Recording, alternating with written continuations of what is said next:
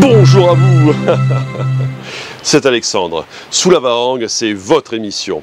Sous la Varangue est une émission culturelle consacrée à l'art, aux traditions, à l'histoire et à l'événementiel.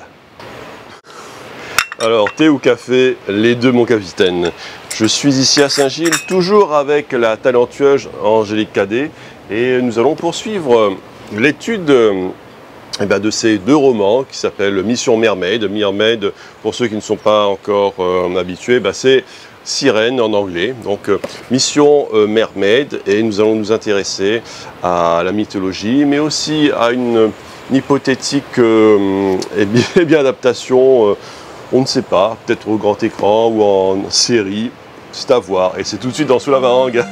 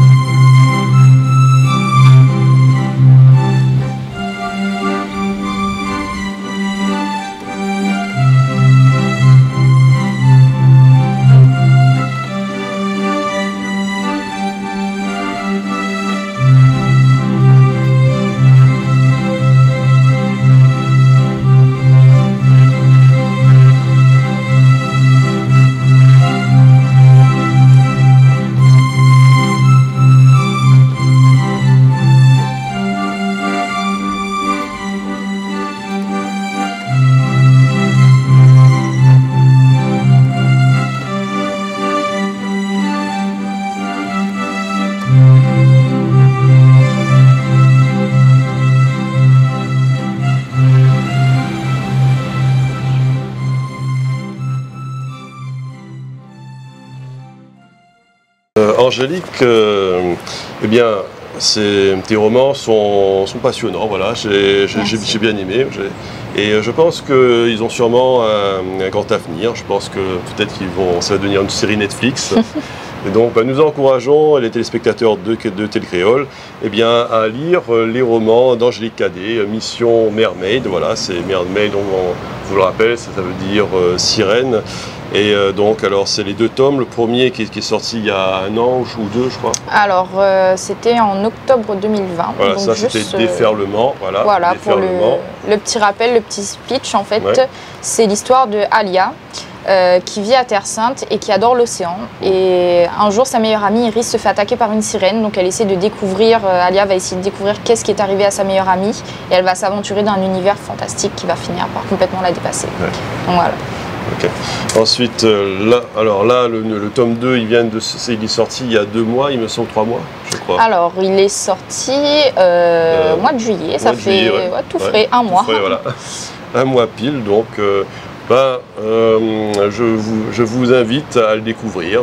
Voilà, c'est de l'heroic fantasy pays, ça se passe à La Réunion, et c'est du Harry Potter et du médiéval fantastique qui se passe bien sûr nos terres. Qu'est-ce qui t'a amené à écrire en fait? Alors, qu'est-ce qui m'a amené à écrire? Alors moi, mon histoire, elle est un peu magique, même dans la vraie vie. En fait, j'ai toujours écrit quand j'étais petite des petites histoires dans mon coin, des trucs comme ça, mais j'avais pas vraiment confiance en moi quand j'étais petite. Et puis un jour, le jour de mes 21 ans, le jour de mon anniversaire, j'avais rien à faire, donc je suis partie rejoindre d'autres jeunes à un atelier créatif où il fallait inventer un personnage, lui donner une vie, une histoire, etc. Donc c'est ce jour-là que j'ai inventé Alia. Et puis je me suis dit, bon, ça va parler de quoi? Bon, j'ai dit un petit peu tout ce qui me venait par la tête, comme ça va parler de sirène, et puis elle aura une sœur, et puis ce sera un personnage un peu complexe, etc. Donc en fait, c'est venu d'un atelier comme ça, que j'ai continué à développer. Puis j'ai commencé à faire des recherches sur les mythologies des sirènes, des origines, etc., de tout ce qui dit un petit peu fantastique. Et puis voilà, j'ai conçu mon petit monde à moi, qui s'est épanoui et qui a grandi. Et puis j'ai rencontré une éditrice qui a fait confiance et qui a permis tout ça. En fait, c'était le destin de ton œuvre de trouver son éditrice. Ouais, même la façon dont on s'est trouvé, en fait, c'était spécial. C'était par hasard d'une librairie, un petit peu comme dans les films. La première fois que j'ai dû me rendre chez elle, Je m'étais trompée de chemin, je savais plus si j'étais sur le bon chemin, je te jure. J'ai vu un panneau d'une résidence, c'était écrit les sirènes. Je me suis dit, vas-y, c'est le destin et tout, fonce. Oui, c'est comme dans Alice au Pays des Merveilles, quand on dit de suivre le lapin blanc, Ouais, voilà, non, c'est ça. Ça s'est fait vraiment d'une façon, en fait, tellement on va dire de hasard, entre guillemets, mais c'était beaucoup trop de hasard. Moi, j'appellerais ça carrément le destin. Donc, voilà, c'était prédestiné, tout ça. Ouais, on va dire c'était écrit, quoi. C'était écrit. C'est vrai que des fois, il y a le dessin nous met des éléments sur notre route et il faut savoir les saisir. C'est ça, saisir ces opportunités. Ouais, le destin, c'est quelque chose de très mystérieux. Ouais. C'est vrai. Ouais. Où se passe Mission Mermaid? Alors ça se passe sur le front de mer de Saint-Pierre. Oui. Et il y a aussi aussi à Saint-Gilles, il me semble, à un moment. Oui, il y a une petite apparition à Saint-Gilles. Ouais. Dans le tome 2, on part aussi à Mafat. Mafat, ouais. Donc voilà, pour l'instant. Ouais. Après, pour les autres tomes, on verra. Je sais pas encore. Ouais. Et ouais, c'est intéressant. Faudrait qu'on fasse, qu'on aille sur les lieux et puis qu'on voit pour chaque lieu, ça peut être intéressant. Ouais, bah, c'est cool. Après, ce qui est bien aussi pour les lecteurs réunionnais, c'est qu'ils peuvent lire dans les lieux mêmes où l'héroïne se retrouve, etc. Et là, ils sont vraiment dans l'immersion même de Mission Mermaid. Donc, et pourquoi pas créer un genre de jeu de rôle, quoi, un jeu de rôle sur les lieux de Mission Mermaid. Voilà, parce que j'ai vu qu'ils ont fait ça sur le port de Saint-Gilles pour Harry Potter. Voilà, ils ont fait un genre de jeu de rôle. Donc pourquoi ne pas faire ça avec une application sur iPhone, voilà. Ça peut être sympa. J'ai remarqué qu'il y a un certain retour vers le chamanisme dans Mission Mermaid. C'est que l'héroïne s'intéresse aux forces de la nature et tout est autour des forces, des éléments et tout ça. Donc il y a une forme de magie en fait. Et par exemple dans la guerre des étoiles il y a la force, dans Harry Potter c'est la magie des sorciers, des sortilèges spéciaux et tout ça. Et là ce sont des créatures qui vivent en harmonie avec les forces de la nature. C'est ça, en fait il y a plusieurs esprits en fait, il y a les esprits de l'eau, les esprits des cieux, les esprits de la terre, donc en fait tout ça c'était là bien avant le monde, donc il y a tout un processus qui a fait que tous ces esprits ont créé le monde, ont créé la terre, ont créé l'univers, ensuite voilà, tout a été planifié du début de la création de la terre jusqu'à la fin de l'univers, tout a été pensé. Alors c'est intéressant les termes que tu as créés, parce que par exemple pour respirer sous l'eau, comment ça s'appelle? Ça s'appelle là l'oxoriforme. L'oxoriforme, voilà. C'est une algue magique en fait qu'on doit enrouler autour de son poignet et qui pénètre dans la peau. Et ça nous permet en fait de respirer sous l'eau pendant une certaine durée. Voilà. Ouais. Et donc après il y a la différence entre sirène et ondine. En fait, alors les ondines, ce sont des personnes qui sont devenues des esprits de l'eau. Alors de base, les ondines dans les mythologies, en fait, ce sont des esprits de l'eau, mais qui sont plus centrés sur les rivières, les courants d'eau, voilà, des trucs comme ça. Et puis moi, j'ai repris un peu à ma sauce. Donc en fait, les ondines dans l'univers de Mission Mermaid, c'est par exemple si un humain meurt dans l'eau, donc son corps peut être repris sur Terre pour les vivants, pour les humains. Mais l'âme en fait va rester dans l'océan. L'âme sera accueillie par l'océan, donc elle va faire le tour de la Terre pour être purifiée. Il y a tout un schéma en fait. Et ensuite, cette âme deviendra une ondine. Donc les esprits de l'océan vont lui donner des pouvoirs. Ouais. Et donc il va devenir une ondine. Une ondine en fait c'est un protecteur de l'océan. Il doit protéger toutes les créatures sous-marines. D'accord. Voilà. Et alors, les sirènes, elles sont des créatures dimensionnelles qui vivent dans l'eau. Et la différence avec les ondines, c'est que je crois qu'il y a des sirènes qui sont d'anciens humains, je crois, non? Je sais plus. Alors, les sirènes, on ne sait pas trop de base comment elles sont devenues sirènes, mais après ça va être ça va être amené dans les prochains tomes de d'où vient la première sirène, etc. Et donc la différence entre les sirènes et les ondines concrètement, c'est que les ondines ce sont des esprits, déjà on peut pas les toucher, et elles ont des pouvoirs, et les sirènes n'ont pas de pouvoir, les sirènes ont une queue de sirène et elles vivent à Emaya. Ouais.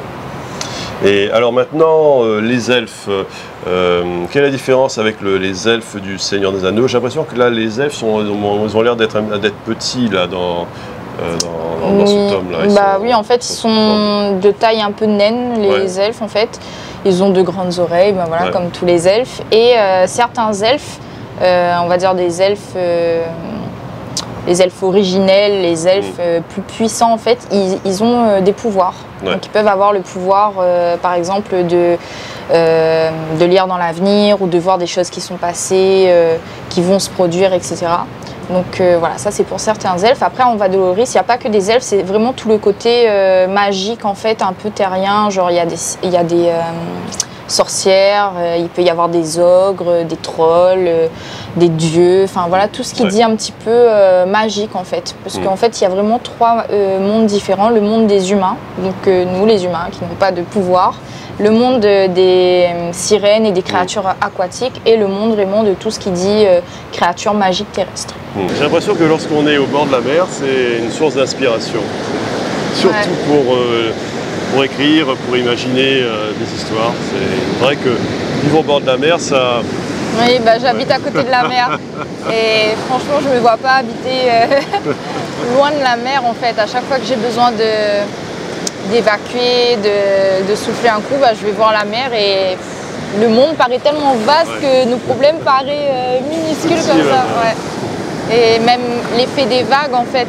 Les vagues, tu as l'impression qu'ils viennent, ils prennent tes problèmes, ils repartent avec. Oui, et puis ça berce le son de la mer, quoi.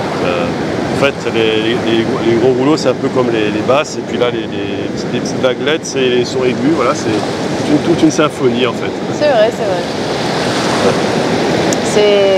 C'est mystérieux, en fait. Même le fait des vagues, en fait, qu'elles se répètent à l'infini. Moi, j'ai déjà bloqué sur des théories sur la mer, mais laisse tomber, quoi, pendant des heures et des heures. Donc, c'est quelque chose d'incroyable. Dernièrement aussi, j'ai réalisé un rêve, du coup, c'était de nager avec les dauphins. Et moi, longtemps, quand j'ai écrit les livres et tout, Mission Mermaid, je m'étais imaginé, tu vois, l'effet que ça pourrait faire, la sensation qu'on doit avoir quand on nage avec eux, des trucs comme ça, mais c'était que théorique. Et quand j'ai nagé avec eux, c'était encore plus incroyable que dans mes livres et tout.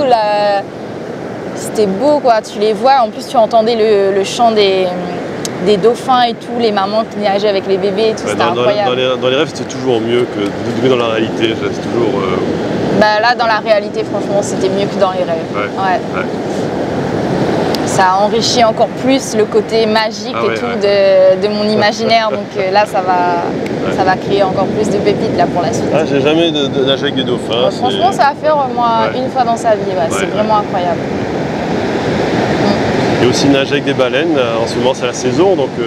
j'ai vu des images incroyables sur les réseaux sociaux. Moi j'aurais peur, en vrai, j'aurais peur de me faire bouffer comme le papa de Pinocchio. Là. Moi j'ai trop regardé Disney quand j'étais petite, je veux pas finir dans le ventre d'une baleine, c'est bon. En fait, la vraie force de la baleine, ce ne sont pas ses mâchoires, elle mange des fanons, mais c'est sa puissance, sa caudale, c'est-à-dire de sa queue, qui est capable d'écraser un humain. C'est chaud ça, faut pas avoir peur. Pendant le rendez-vous avec le public, j'ai vu que tu as eu beaucoup de retours, il y a beaucoup de gens qui venaient te voir, beaucoup de lecteurs et de lectrices. Je pense que ça doit être gratifiant. Oui, c'est vrai que je me sens très proche en fait de mon public et tout, de mes lecteurs.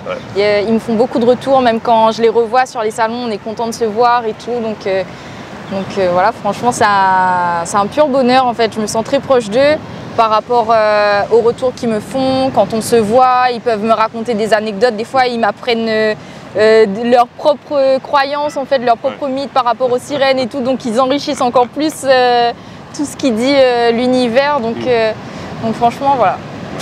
Gros bisous à tout mon public. Mission Mermaid, 2 livres fantastiques qui se passent ici à La Réunion par une autrice pays, une auteure pays. Et Angélique Cadet a un brillant avenir. Et je vous invite à lire ses ouvrages. Et moi, je vous donne rendez-vous pour un prochain numéro de Sous la Varangue. À très bientôt.